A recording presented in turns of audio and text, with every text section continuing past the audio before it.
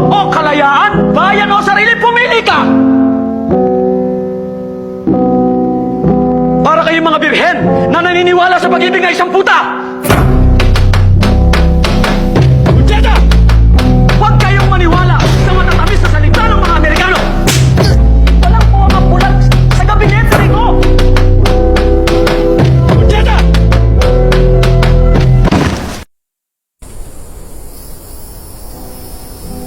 Baliw ka talaga, Luna. Sinusunod ko lang ang gusto mo.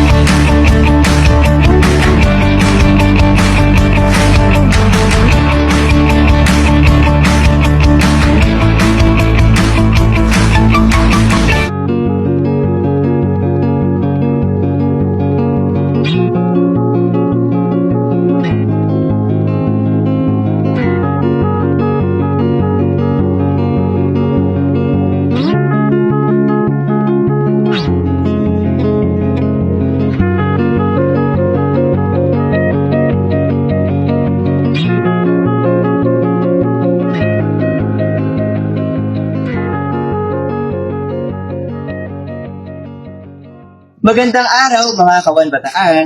Ngayon, dadalhin namin kayo sa isang nakakaintrigang usapin patungkol sa kasaysayan ng bayan ng Limay, isang maunlad na munisipalidad na matatagpuan sa lalawigan ng Bataan. Tara, atin lang ang alamin kung paano nga ba simula ang Limay at tuklasin ang astig na fun facts na hindi alam ng karamihan.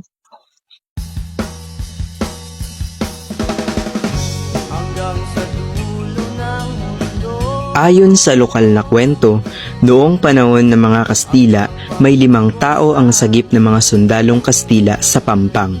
Nang tanungin sila ng Kastila kung ano ang pangalan ng lugar, sumagot sila ng Limay dahil 5 silang tao. Dahil sa kanilang punto, ang tunog na ay madalas gamitin sa kanilang dialekto, kaya naitala ito ng Kastila bilang Limay.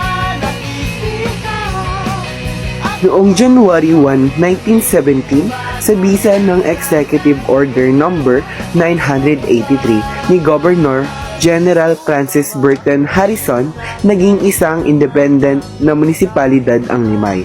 Hindi katulad ng dati na ang Limay ay bahagi lamang ng Orion at hindi pa gaanong umuunlad. Noong ikalawang digma ang pandaigdig, naging mahalagang bahagi ang Limay. May ospital ang mga Amerikano at Pilipino dito na ang pinamamahalaan ng mga tinatawag na Angels of Bataan. Kilala si Major General Edward P. King sa kanyang pagkumand ng Philippine American Forces sa Bataan noong 1942. Ngunit sa barangay Lamao siya nagkapitulo matapos ang huling pagtindig sa tabi ng Ilog Alangan. Ngayon, isa na ang Limay sa mga first class municipality sa Bataan dahil sa malalaking industriya rito. Mayroong refinery o tinatawag ding Petron, power plants at iba pang heavy industries.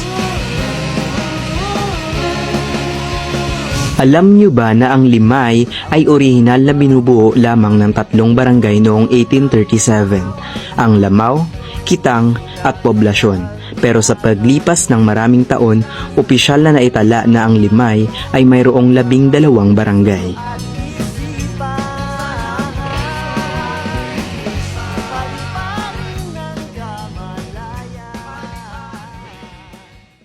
Hello guys, kasama natin ngayon si Ate Crishay. At sasagutin niya po ang ilan po natin mga katanungan. So, sa bayan po ng Limay, kung saan po kayo ay nakatira, magbigay po kayo ng isang barangay na pinakagusto niyo po. Akin po yung Lamao po. Bakit naman po Lamao? Sa all of those 12 barangays, bakit Lamao po yung Yung barangay po na to, maasikaso po sila sa taong nila. And makikita mo po yung parang ginagawa po talaga nila yung servisyo nila sa Sapa. So ano po yung meron sa barangay Lamang na wala po sa ibang barangay? Ano po, yung bayanihan po. Kasi po kahit po saan po kayo magpunta nung kausapin nyo lang po, may tulong po silang ibibigay sa Sa kanya po ay barangay Lamang sa inyo po ay? Siguro po sa akin, reformista po. Reformista. Okay po. Bakit naman po barangay Lamang? barangay lang. Hindi ko alam po, may gusto ko. Ano po kasi alam mo po kasi doon po ako nag-aaral. Saka po, tayo po nila na maganda nga daw po yung ano na po parang yung mga manakadam sa po. Bakit po ang barangay reformista at barangay Kitang po? Well, nagustuhan ko po yung reformista. Kasi po, yung mga tao po, mga masasayahin or lagi po sila nag-e-enjoy, matutulungan po sila. Yung sa Kitang naman po, nagustuhan ko po yung lugar niyo kasi po, once po or twice, naglaro po kami din ng volleyball. Yung mga tao po, masaya din naman po silang kasama.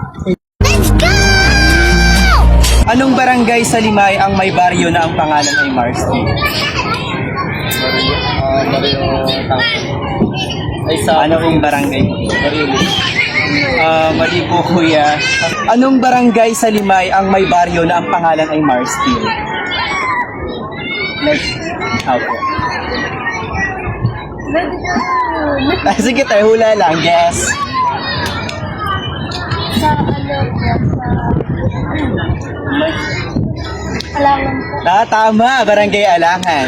Pangalawa, isa po ito sa barangay ng Limay na kilala sa katawagan na Kinaragan. Ano po ito? Saan na Balibis? Sorry po ate. Isa po ito sa barangay ng Limay na kilala sa katawagan na Kinaragan. Ano po ito? Sige kuya, ano lang, hula lang kayo. Tama po. Duwali po ang tamang sagot. Magbigay ng isang sitio na matatagpuan sa Barangay Lamau. Candy Crusher. Crusher site, ang sikat na sikat. Sa barangay na ito, dito nakatayo ang matatag na paaralang dangal ng bayan na itinayo noong 1997. Saan po nakatayo ang Limay Polytechnic College? Reformista. Yes, tama po, reformista.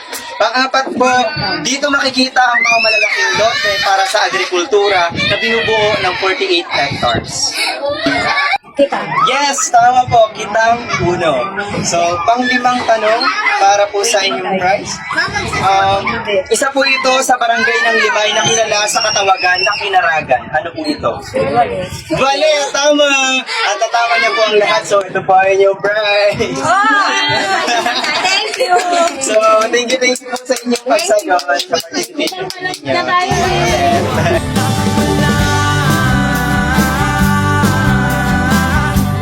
Sinong di mapapasay ang nakulan? Sinong di mapapatid sa Lamau, isa sa orihinal na tatlong barangay. May makasaysayang landmark at industrial na lugar.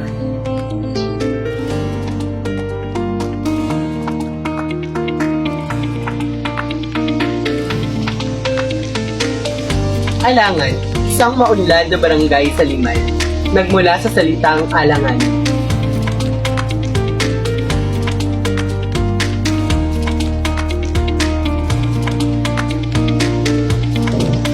Wale, dati bahagi ng Barangay Tansay at kilala sa katawagang Kinaragan.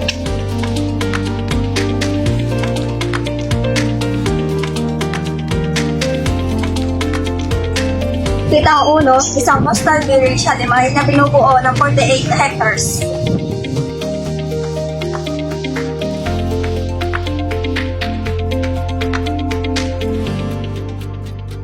Luz, nanggaling sa pagpaparangal sa First Lady Luz Banson Magsaysay o kilala rin sa katawagang Shibaka.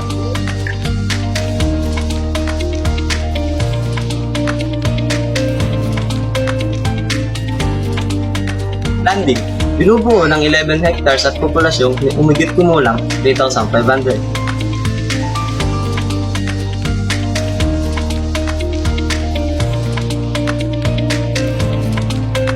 Poblasyon, binubuo ng 722 residents. Isa rin sa mga orihinal na naitala na barangay noon.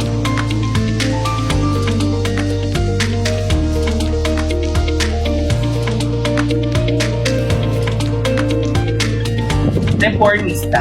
Dito nakatayo ang kasaysayang paaralan sa bayan ng Limay. Ang Limay Polytechnic College, dangal ng bayan.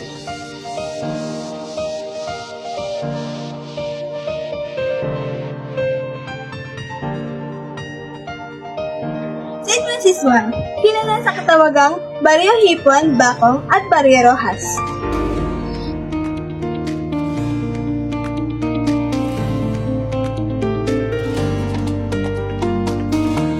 St. Francis II, binubuo ito ng Sitio Malusak, Saay at Sibers subdivisions.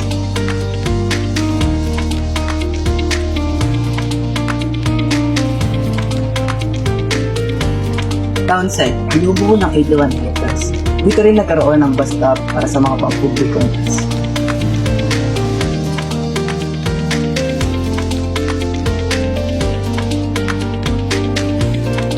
Wawa, ito ang coastal town ng Limay o mas kilala sa tawag na Bugos.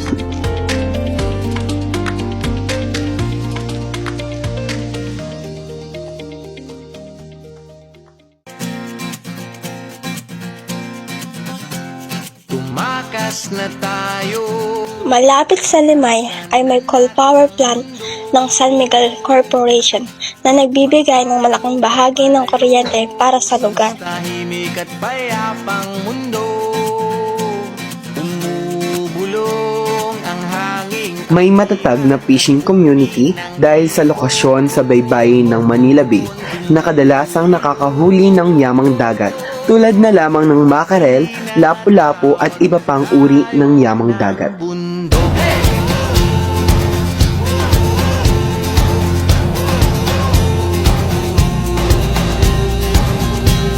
Ayon sa kasaysayan ng Limay, isa ito sa mga unang munisipalidad sa Bataan na nagbigay ng grant share mula sa realty tax, isang indikasyon ng paglago at kahalagahan ng lupa at ari-arian sa kanilang ekonomiya. Na tayo, palayo sa maraming tao, tumiwalay at magtago sa maingay at malabong mundo. At dito na nagtatapos mga kawan Bataan ang pagkilala natin sa kasaysayan ng Limay mula sa simpleng pangpang hanggang sa makasaysayang bayan. Sana ay nag-enjoy kayo at may natutunan sa vlog na to. Don't forget to like, subscribe, hit the notification bell para sa susunod natin paglalakbay sa makasaysayan ng mundo.